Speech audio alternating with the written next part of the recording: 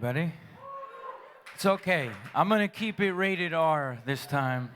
I got yelled at last time from Paz. How's everybody doing? It's good to be here amongst so many amazing people, vendors, speakers. I feel honored. It's my second time doing the seed. Last year, all the elderly people ran out of the room when I started talking.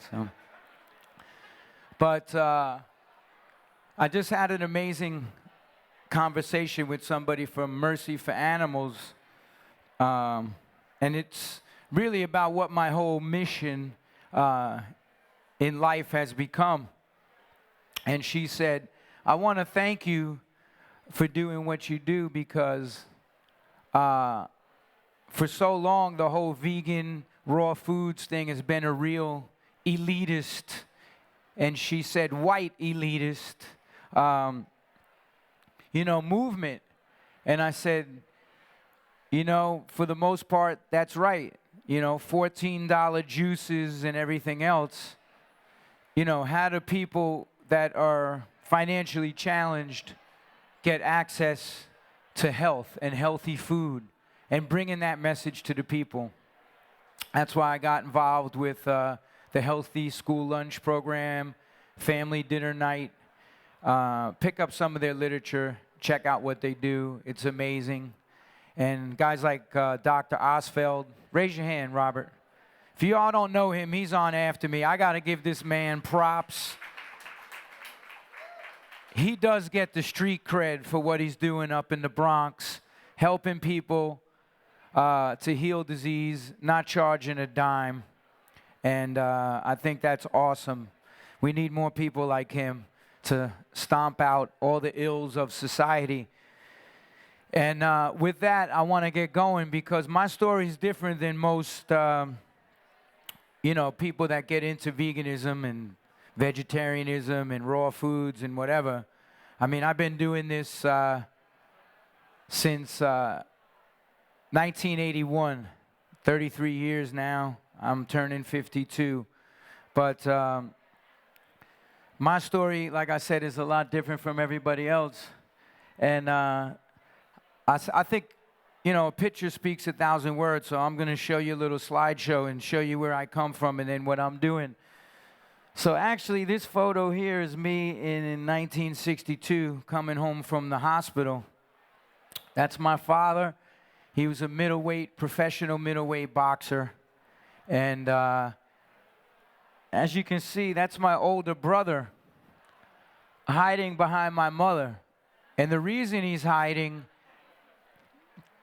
is because the entire time my mother was pregnant with me, my father was beating her. And it wasn't until I was 45 years old that I found out that actually my mother had left him and he broke into the house and raped my mother. That's how I was conceived. So to say I started out life with the deck of cards stacked against me is really an understatement. This is right after the state of New York took us out of my mother's house and put us into a foster home. So we went from an orphanage to a foster home. That's me all the way on the right, and as you can see, I don't look too happy about it. I'm actually pretty fucking pissed off. But we came home on Christmas, and I think I was due to go back to the foster home the next day. Now, some of you may be thinking, why is this guy got fucking Oreos up on the screen? Well, when they took us out of, if anyone, you read my book? So she knows. When they took us out of the Angel Guardian foster home, they separated all my brothers. We bounced around from foster home to foster home back in the 60s. And we ended up in a place in Long Island with this family who had 6 foster kids. And they basically took us for the money. So Mrs. Valenti, the foster mother, she didn't like the filling that was on the inside the Oreo cookies. So she would take the Oreo cookie, scrape the filling, spit it in a bowl, and feed it to us on moldy white bread. And that was our meal for the day. It was either that or we had to steal the dog's dog biscuits or Alpo or whatever it was. But to say that we suffered for 7 years in that foster home was putting it lightly. A lot of bad stuff happened to us. And as you can see in school, it started coming out. I think this is from 1973. I started getting really pissed off. And my report card for that year said, John shows an increased absence of self-control.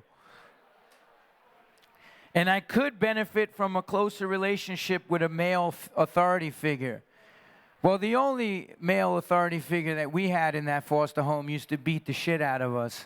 As a matter of fact, to keep us quiet, he took me to Pilgrim State Mental Institution and smashed my face against the fence and told me if we ever said anything that he would have me committed and put in a insane asylum and nobody would ever find us. So people say, how do kids keep quiet and don't tell the social worker what's going on? And that's how, by intimidation.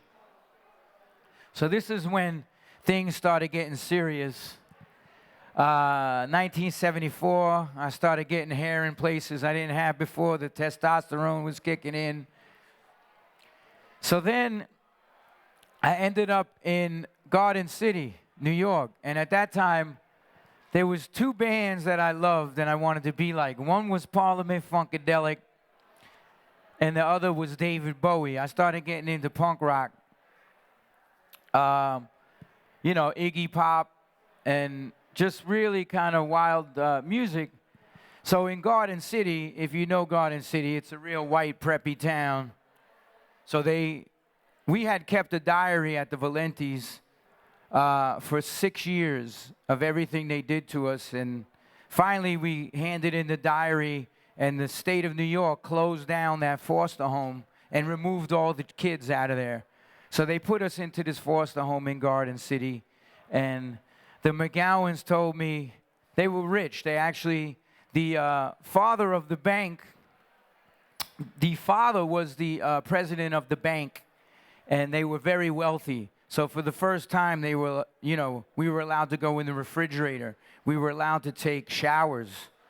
Previously, we had to go to the gas station to take a shower. Or we had to go into the pour box and pick clothes. We never got clothes. We never got to wash our clothes. We wore them at the Valenti's till they fell off our back. And then we went to the pour box again. So when they told me, you can get anything you want from the Garden City Mall, I didn't like anything they had. I said, take me to the black neighborhood.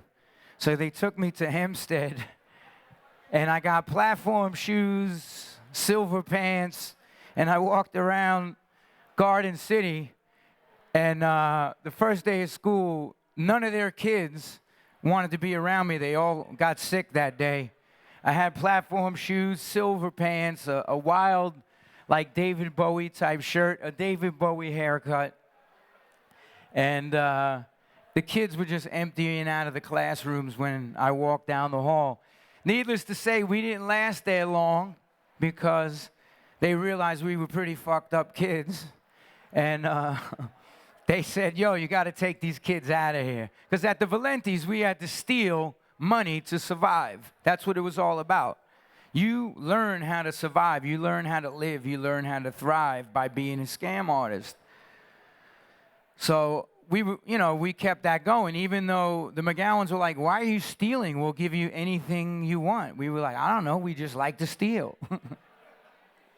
So then I ended up, this is St. John's Home for Boys in Rockaway Beach, which is still there. It's on 110th Street in Rockaway Beach. And me and my brother were the only white kids in St. John's. And that was rough because it was a white neighborhood. So the Irish people used to beat up all the kids in the home.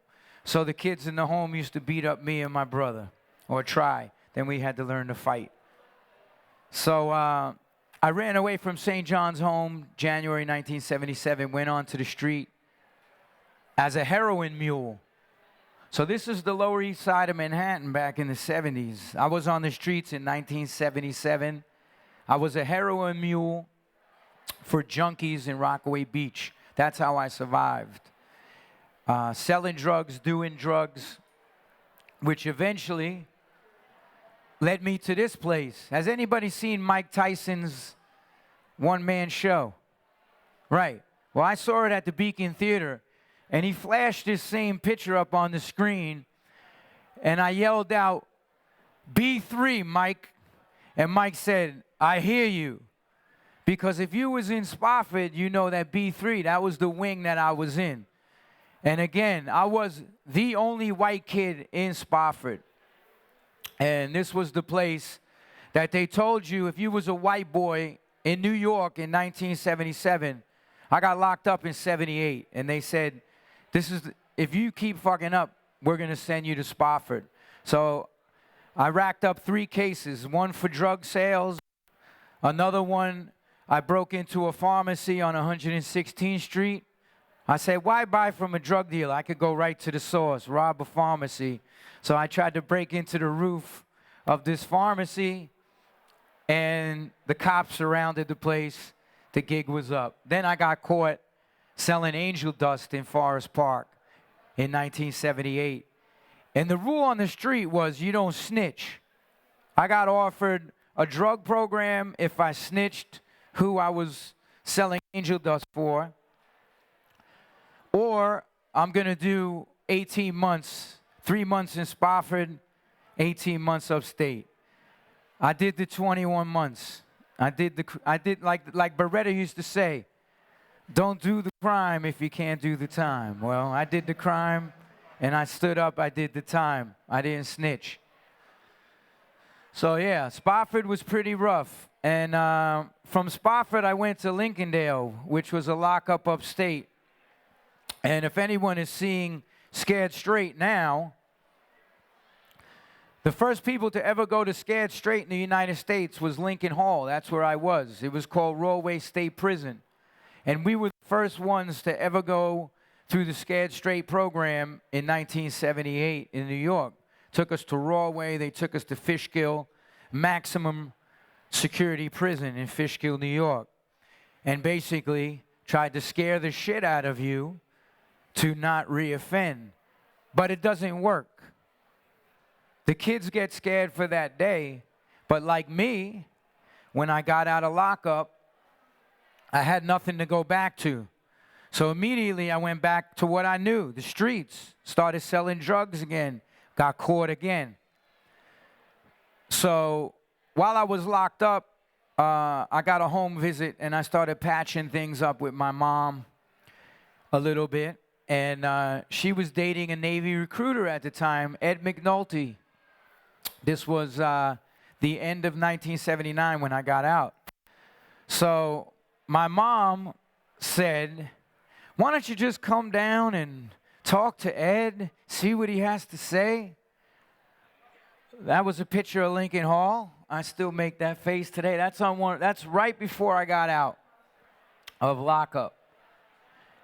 Well, when I went down to talk to Ed McNulty, little did I know he already had the contract there for me to sign, and I went into the Navy.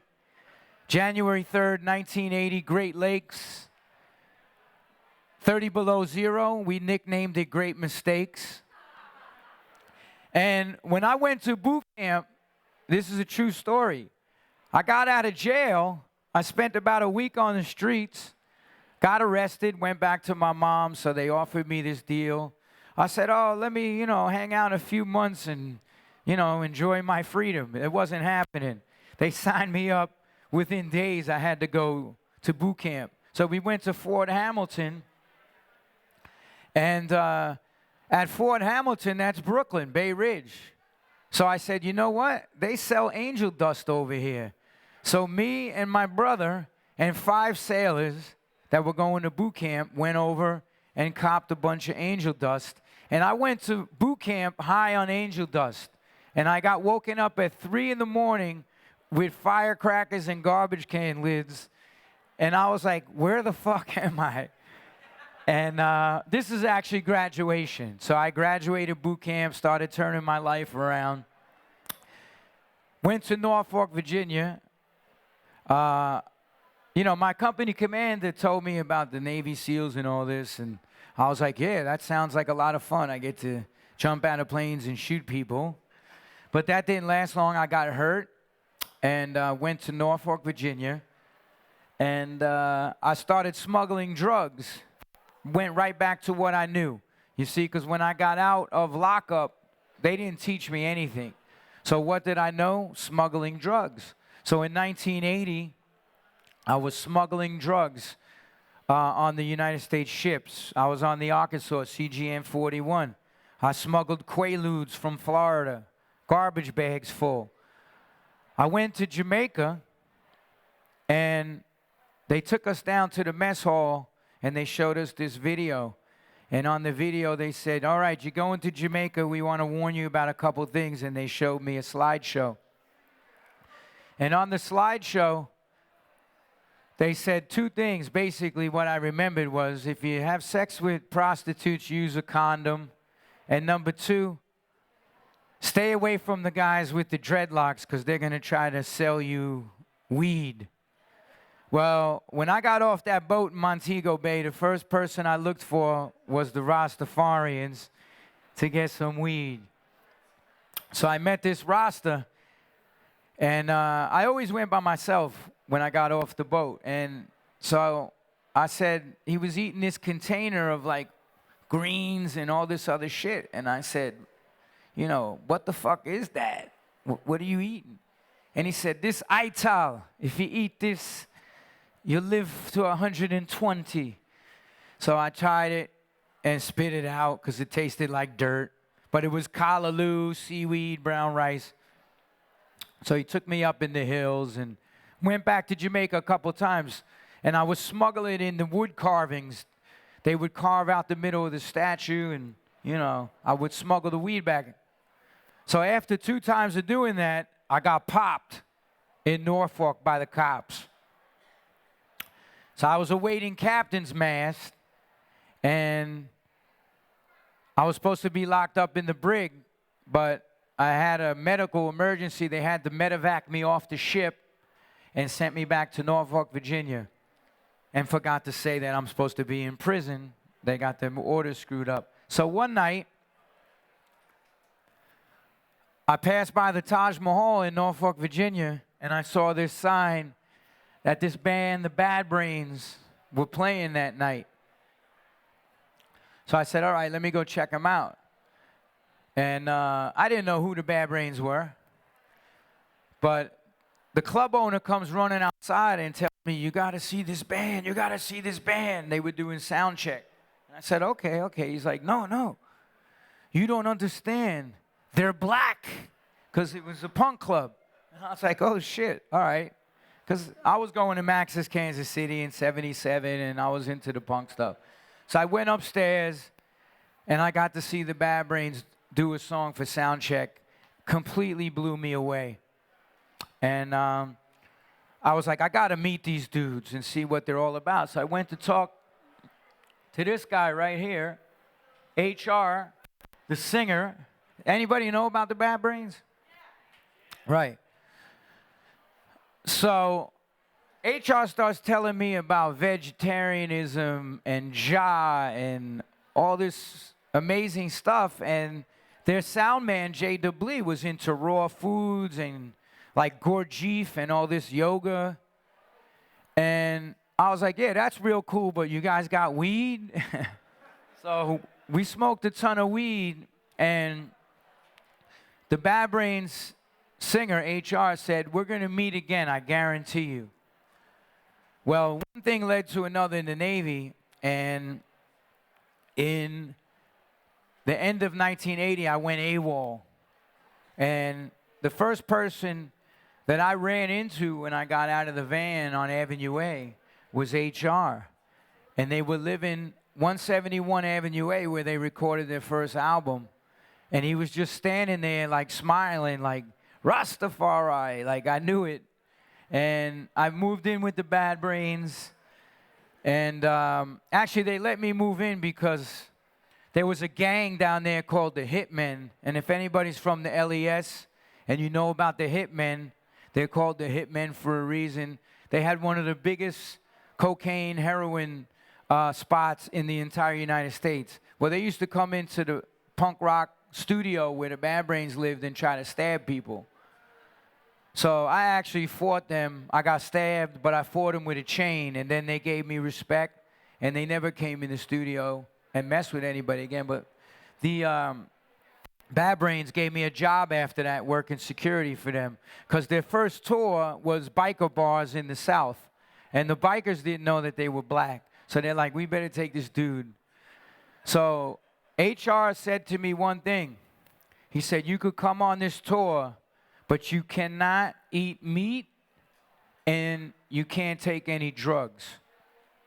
No drinking, no nothing. So I said, bet. I said, I can do that. And I have to tell you that once I stopped eating animal flesh, everything else changed. That's when the spark came on, the light switch turned on, the real change started to happen because of what was done to me as a kid. I had a lot of aggression built up. I loved to fight, and I didn't care if I got beat up. I mean, I was shot on the street, stabbed. It didn't matter. I would fight anybody. If you were bigger than me, I would hit you with a pipe, a bat, like serious. The anger was crazy, and I knew it scared me too because I knew I would snap mentally and I would try to kill people. And I knew I had this fear of going back to prison because I didn't want to go to prison, but I didn't know how to get over it. I didn't know how to get past it, get past the anger. So when I met the Bad Brains and I started doing yoga and vegetarianism, veganism actually, raw foods, just all of that anger subsided, man. I started really looking into philosophy and reading books. Sorry. And I went from eating shit like that to eating really healthy plant-based meals. And I stayed with it because the way it made me feel. I was always very athletic. Even when I was locked up, I boxed. In jail, I played sports. I was always a very athletic person. That's how I got to thrive. I was always good in basketball, and that's how I got in good even with the blacks and the Puerto Ricans when I was locked up. You know, the brothers would be like, yo, little man, come on, get down, play, get on our team. And then the Puerto Ricans would be like, yo, big man. Let's play some handball, bro. So I had to be good at everything. That's a true story. My brother E will tell you the same shit. He was locked up with me. And then I met devotees of A.C. Bhaktivedanta, Swami Prabhupada, and I was like, this is next level. Because when I started meeting the devotees and chanting and reading the books, I was like, you know what? Some people have to go to therapy and psychiatrists for the rest of their life for the shit that I went through.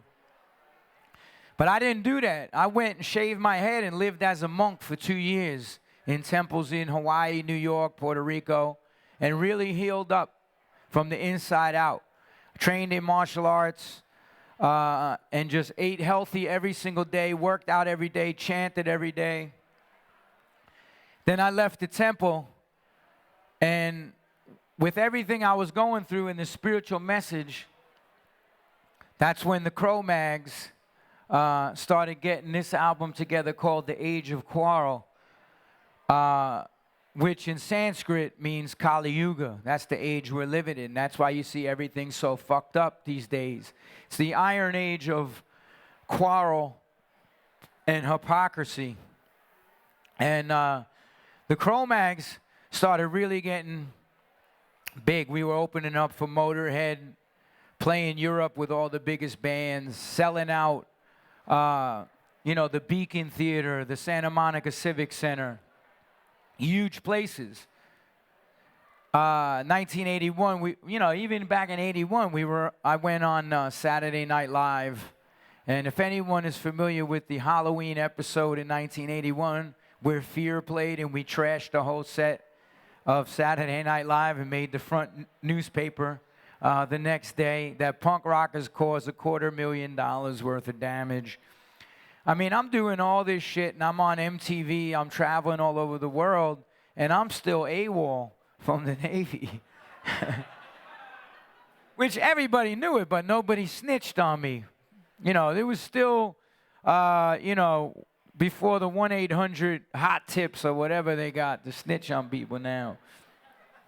So I put all of that aggression and all that anger and all that, angst into doing this band right here.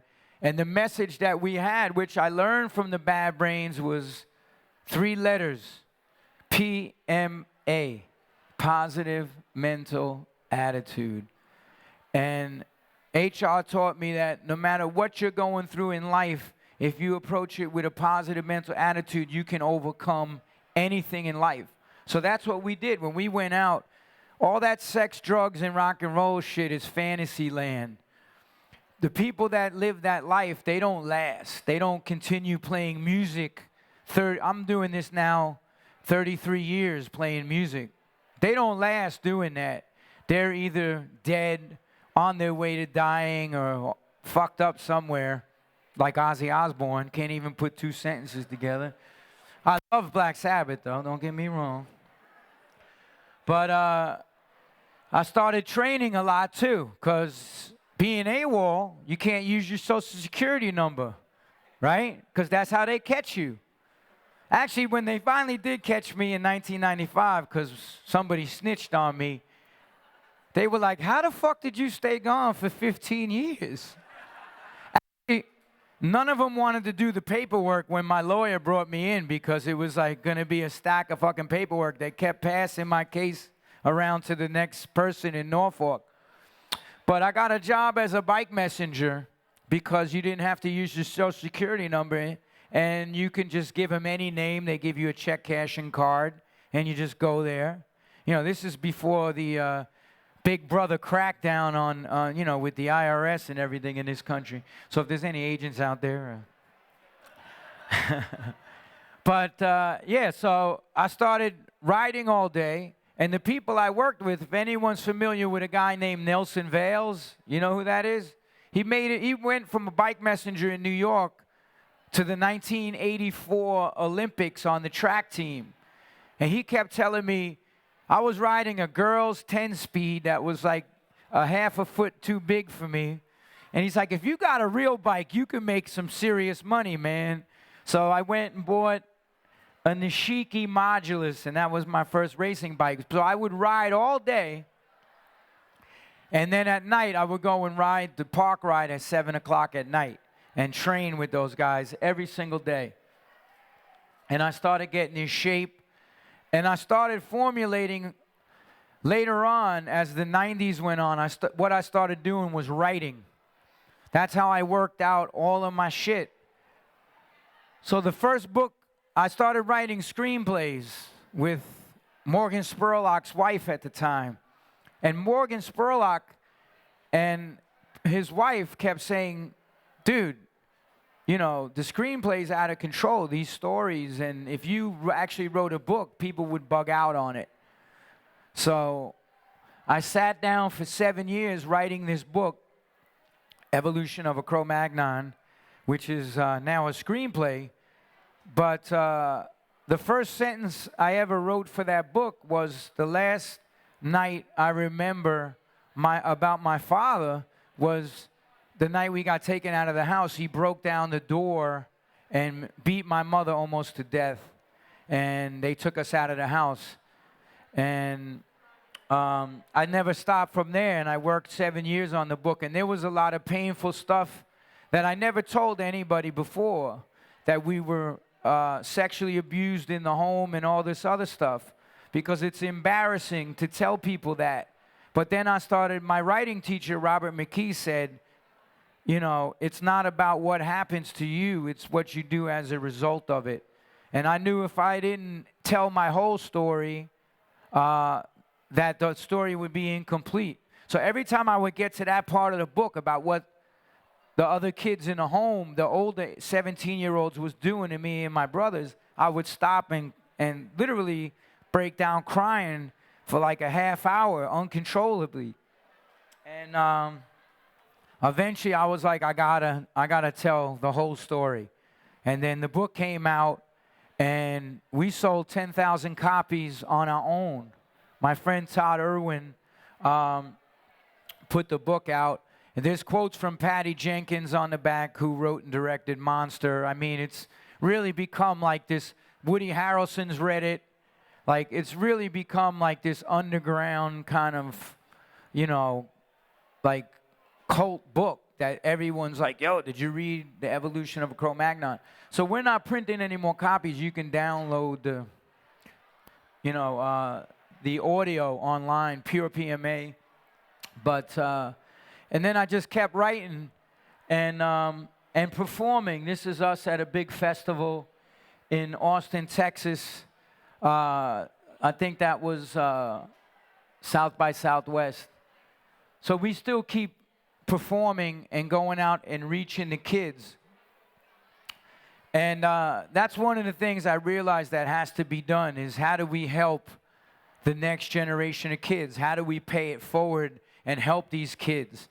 And I got asked to speak. Somebody read my book and said, I'm a teacher at a high school in Brooklyn, and there's a lot of gangs. There's Crips, there's Bloods. And so she said, I would like you to come out to speak to these kids. So that was the first time I ever spoke to kids, and it was about 5 years ago. And I walked into the high school, and, you know, it was wintertime. I had a coat on, so all these black and Spanish kids, you know, wearing their colors and shit, were like, man, who's this white motherfucker gonna tell me something? Like, you know. And as soon as I went into the auditorium to speak and I took my jacket off, they was like, yo, that motherfucker got mad tattoos, yo. And then I started telling them my story and relating and telling them what was the change, what was the catalyst for my change, and telling them my story. And you can see one by one, each one of those kids were like, because I always tell people, kids are not going to listen to somebody with a PhD. It's about street cred. And if you ain't got it, they can smell the lie. They know when you're fronting. And when I started telling them about being locked up and Spofford and everything I went through, you could see one by one the faces of these kids were just like, yo, this motherfucker been through more shit than me. Like, and what I did was tell them, everybody I'm locked up with, I would always see this one cat. We called him Puppet because he looked like a black puppet.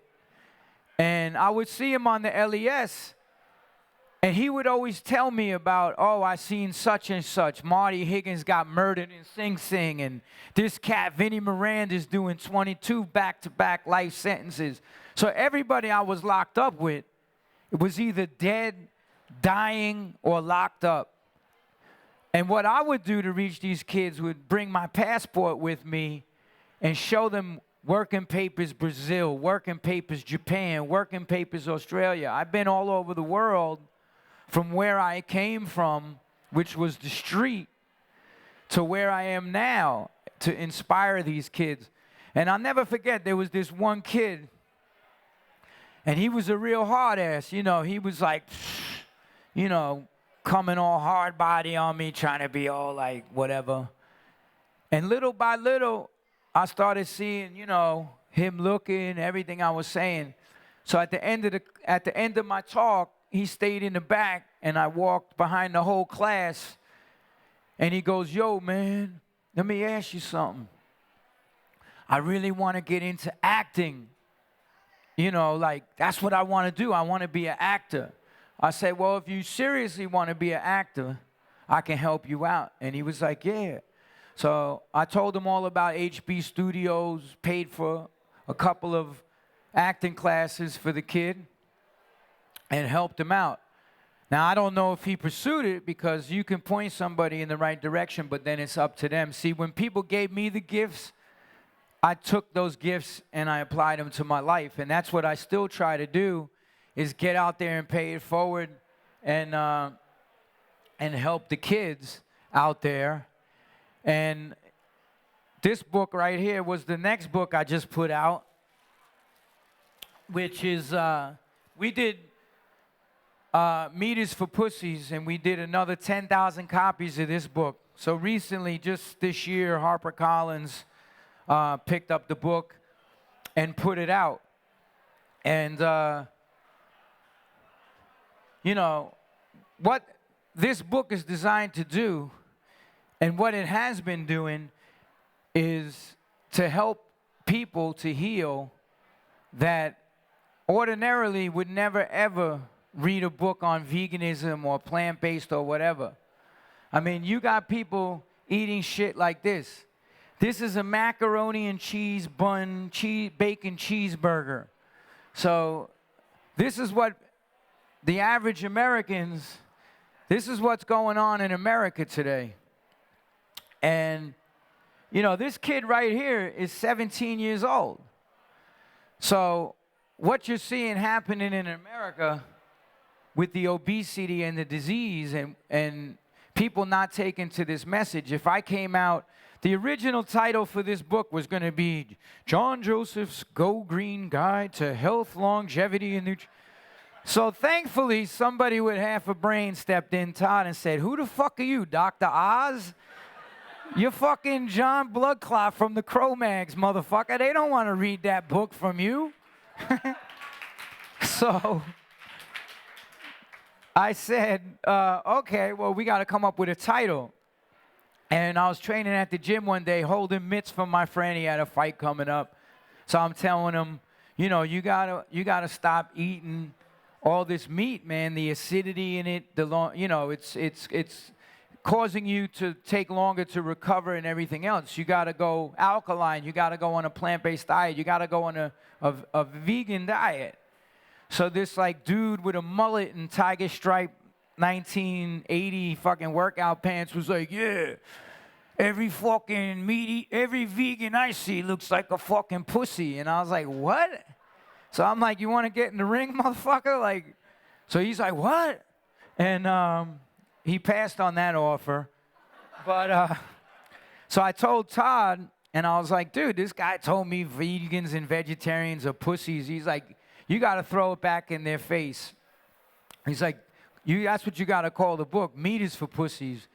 And basically, it's not that, I mean, there's a lot of tough motherfuckers that eat meat. I'm not saying whatever. But what I say in the opening introduction is if you continue to eat these types of food and lead a sedentary lifestyle, which is what's happening in America, you're going to become a pussy dependent upon the pharmaceutical companies to keep you alive. If that's what you want, and if that's what you want, then put the book back, because it ain't for you.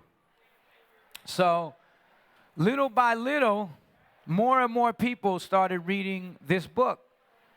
And actually, I gave a copy to that tiger stripe mullet motherfucker. So it was Christmas time, and he comes back off the holiday and sees me in the gym. He's like, yo, fuck you, man. And I'm like, what? He's like, every fucking time I go to the supermarket now, I gotta read the fucking package. My wife wants to kill me. And I said, yeah, that's the stop and think mechanism, man. You don't just stuff shit in your pie hole. You gotta really think like, yo, what the fuck is this food made of and what's it gonna do to me? He's like, yeah, I read, like, yo, I'm almost vegan now. I was like, great. So there's a lot of great movies out there, too, that back up all the claims I'm making. Forks Over Knives, all these great movies, documentaries. And you can see that as a result of the standard American diet, the disease in America is flourishing right now. But Dr. Osfeld will tell you more and more clinical research is proving, the China study, all of these doctors are proving that the more people go on a whole food plant-based diet, the disease decreases in America. But see, I'm not a doctor. I don't have a PhD, so I'm not going to go down the whole health route. That's not my shit. What I'm telling you is me as a convicted criminal and a dude from the streets that was a drug addict.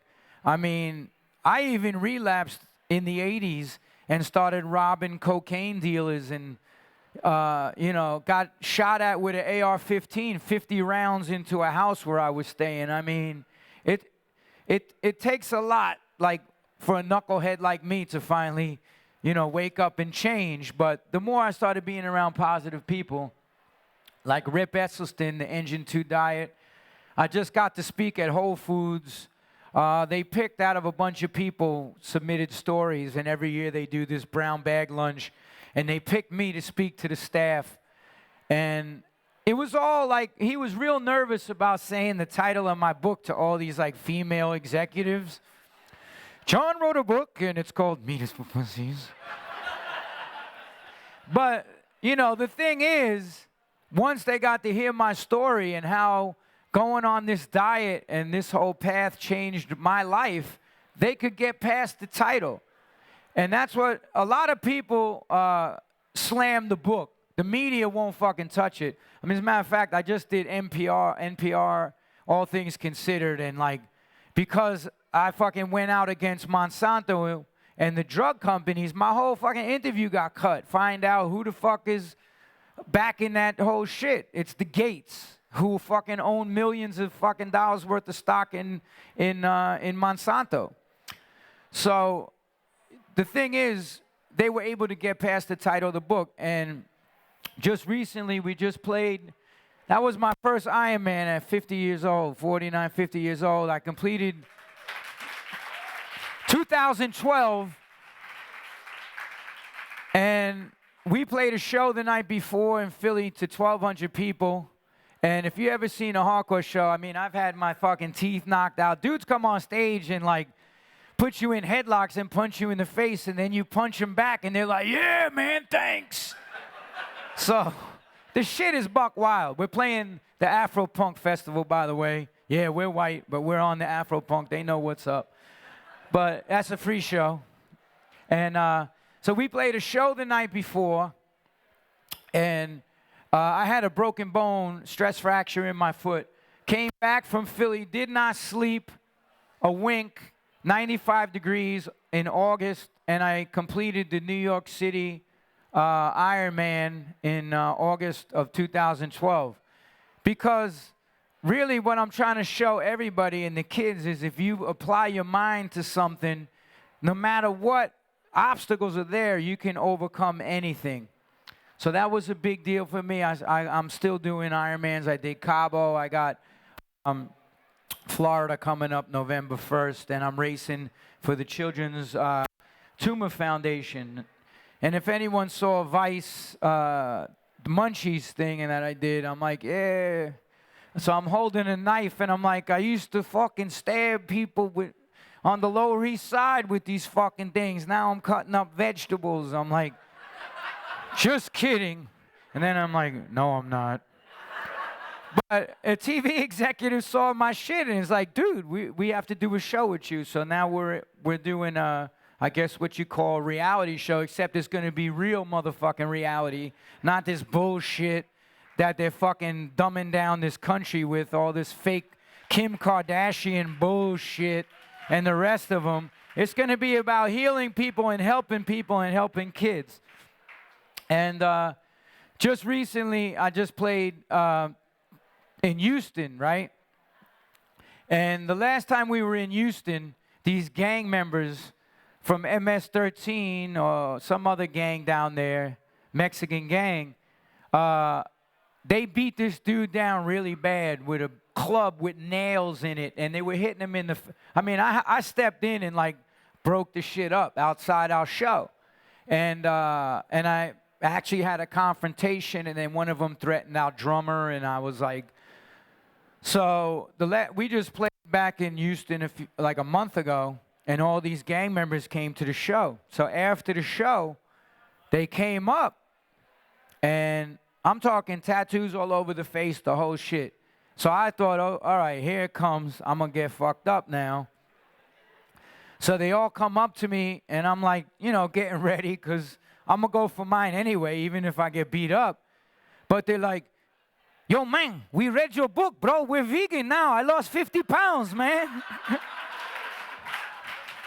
That's no bullshit. That's no bullshit. And the change is happening in the country because the more compassion we have to help people, and we're not coming from this elitist, vegan, like what I've seen go down in the 80s. That's why I have a chapter in here called the 5-letter curse word, vegan. Because motherfuckers would run for the hills when you told them you were vegan. But I'm going to read to you right here. I met a guy named Joe the Fireman, 250 pounds, firefighter from New Jersey. I gave him a copy of Meat and Some Pussies. He's like, yo, fuck that. I got to have fucking meat, right? So he gets the book, and I gave him my email. And all of a sudden, I didn't hear from him for 2 weeks. And then I get this email. Yo, Johnny, it's Joe Black, the guy you met at Rockaway Center on my bike with the daughter and 2 friends. I stopped him because he didn't have a helmet on. I said, what, are you fucking stupid? Like, get a fucking helmet, guy. It's like, first I want to say I had no intention of reading the book or emailing you. The last book I read was when I was 14 in 1969. And it was Jim Thorpe, All-American. I don't read books. But I know I should lose some weight because I feel like a fat fuck and I'm not a kid. And like everyone else, I want to be healthy as I get older.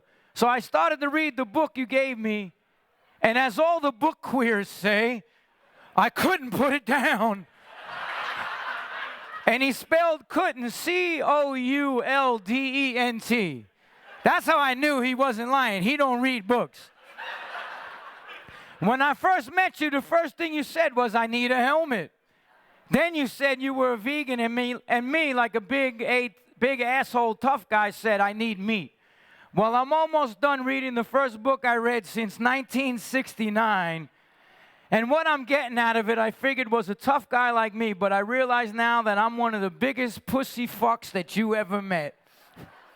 Anyway, he goes on to tell me, the book is great, you crack me up, you're a funny motherfucker. I never dieted in my life, but you got me pumped up. I want to lose weight, be healthy, and go vegan. What a pussy I am. Anyway, this is when you have compassion for people and you really want to help them and you're not trying to come from some superiority place, you know, and really actually have compassion to help people, then they can pick that up on you. And another guy I helped out, I want to point out somebody to you, Kevin McQuaid. Raise your hand. This man right here should not even be alive today. Kevin had cancer. And Kevin, how many banks did you rob? Kevin robbed 6 banks. His last bank he robbed was on St. Paddy's Day. And he didn't have the fucking luck of the Irish because the cops got him. He was drunk on the train, and he had the dye pack shit all over him from the last bank he robbed, and they busted him. But Kevin was homeless on the streets of New York, and I would always look for Kevin, and we've been running a plant-based food thing on the Lower East Side for years. So I would always bring Kevin food and look for him in the parks. So the last few times I looked for Kevin, he was really getting bad. He was spiraling downward. One night I seen him, he pissed his pants. He takes showers now, girls, and he's single. But so I figured, you know, I couldn't even go talk to him because I'm like, this dude, I cared about him and it upset me. And I was like, I think this guy's going to die. And I just had to detach myself emotionally from being around him. So I didn't see him for months. And I walked into Angelica's Kitchen, which is one of my favorite restaurants in the city. And sitting there with a shit-eating grin, all fucking cleaned up, is Kevin fucking McQuaid. And he says to me, I've been vegan for, what, 3 months at the time? I've been vegan for 3 months. I haven't taken a sip of alcohol, and I want to thank you for what you did and never giving up on me. And Kevin is a prime example. He's a steel worker. He's back on the job. If you would have saw Kevin McQuaid a couple of years ago, he was on his deathbed, and he almost died. They removed his entire stomach, and this goes to show what could be done through compassion and really wanting to help people and change your diet. Right, Kev? How do you feel now? Never better. That's a real example of the change, that's happening everywhere. And that's what I do, is I go around and I talk to high schools. I go all over the world. I do spoken words in Australia and fucking Europe and Canada. I go to drug programs and I tell kids, look, man, I know what the fuck you're going through because I've been there. I had a death wish. But what saved me was going, first of all, plant-based and going vegan, because when I did that, then all the other things in life followed after that. I always tell people, tofu and fucking vegetables ain't gonna save you, man. It's a step in the progress of our evolution as human beings, but it's not the all in all, But it is that vital first step that everybody needs to take. So I like to tell the ladies, shameless self-promotion here, we got some books back here for sale, and if you don't want to get it today, buy the book for your man, because I've gotten thousands of emails, and actually about 70% of those 10,000 books were bought by women for their men. And they was like, the dudes wrote me, and they're like, yo, you're the first motherfucker I ever heard talk this shit that, like, I can relate to. Like, no offense to the people that wrote The Sexual Politics of Meat or whatever. Great book, but my dudes ain't gonna read that shit. Ever. If it was the last fucking book on the shelf in Barnes & Nobles, they wouldn't read it. And that's the God-honest truth. So I'm trying to reach a certain demographic that the vegans ain't been able to get through to, the hardhead dudes. And that's the change that needs to come in America. If everyone in this room who's already hip to the plant-based lifestyle goes out there and really with compassion tells 5 people and flips 5 people, and those 5 people flip 5 people, this is a grassroots movement. And guys like Dr. Osfeld are making that change up in the Bronx, and all guys, the Campbell Institute, Dr. Campbell, Dr. Esselstyn, Rip Esselstyn, and these guys, they're all amazing people, man. They really help people. The Physicians Committee for Responsible Medicine, they're doing great work across the country, and that's our website, purepma.com, because I wrote an ebook to follow this up, and it's called Healthy Eats on the Cheap, because everybody says I can't afford to eat healthy. So if you download that ebook for $5, I'll show you exactly how you can eat healthy and thrive on very little money. It could be done.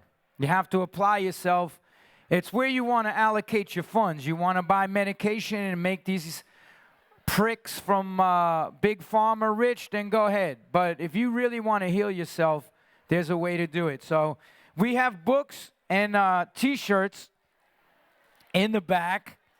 And all the proceeds, I have this great shirt. Anybody that knows me knows I'm against Monsanto. And it said, enjoy Monsanto food. We made Agent Orange and dioxins, and now we're making your food. So chemical companies are making our fucking food. I mean, it's not rocket science. They're there to get you sick. So all the proceeds of everything that's being sold back at the table by my wonderful girlfriend, Erica Mitchener, is going to my Iron Man charity that I'm racing for, that sends kids with cancer to camp. And pick up a book, pick up a shirt, pick up one of her cards, She has a Campbell Institute plant-based certification. She's a trainer. She has 2 black belts. She could kick my ass. I'm just kidding.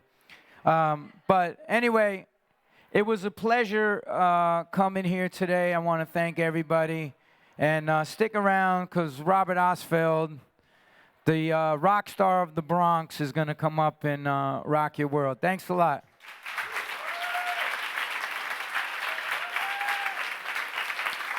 And we will be playing Afro Punk Festival the 24th, and it's for free. And I'm singing a song with the Bad Brains the night before. Hare Krishna. Go grab a free book on yoga, too.